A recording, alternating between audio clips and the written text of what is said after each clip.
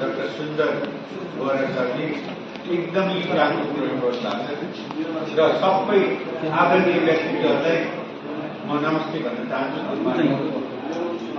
अब हामीले छ नि सेनाको कुरो, प्रशासनको कुरो, राजनीतिको कुरो, लको कुरो सबै बुझिसक्यौँ। अब सबै मान्छे विज्ञ हुँदैछ, विज्ञ भइरहेको छ। लको कुरो पनि म्यानेजमेन्टको विद्यार्थीलाई थाहा हुने भइसक्यो, किनभने देशमा समस्या भएपछि सबै कुरो ब्लेन्ड भएर आइरहेको छ, सबै कुरो हाइब्रिड भएर आइरहेको छ। त्यसले गर्दा हामी यसरी जम्मा भएर आइडिया सेयरिङ गर्नु र यो देशको केयरिङ गर्नु सबैभन्दा महत्त्वपूर्ण र हामी एउटा नागरिकको हैसियतले हाम्रो जिम्मेवारी पनि हो। र म के भन्न चाहन्छु भने हजुरहरूले भन्नुभएको कुरालाई म दोहोऱ्याउन चाहन्छु। सबै कुरो थाहा भइसकेको छ, यो नदोहोऱ्याइकन म यहाँले अलि फरक कुरोहरू मात्रै भन्छु, बरु थोरै समयमा सिध्याउँदै राम्रो।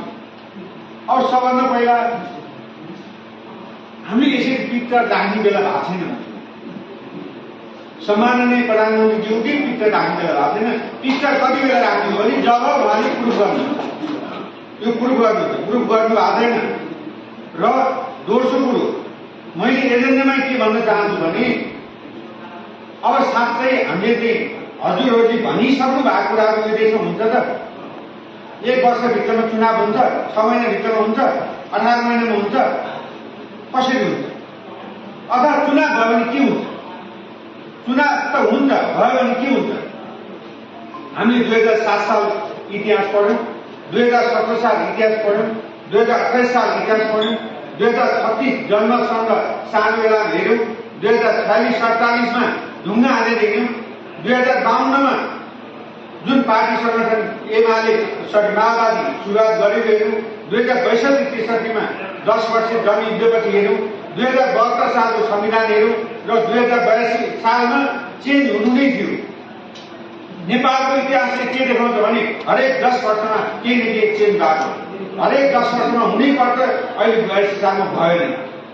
अब हामीले यो देशमा अहिलेको सम्माननीय प्रधानमन्त्रीले यस्तो कानुनको ज्ञाता जसले जीवनभर कानुनमै काम गरिरहनु भएको र के उहाँले कानुनलाई समातेर आउनु भएको त?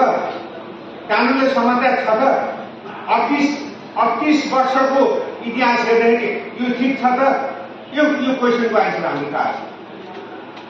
म त भन्छु, म कानुनको विद्यार्थी होइन,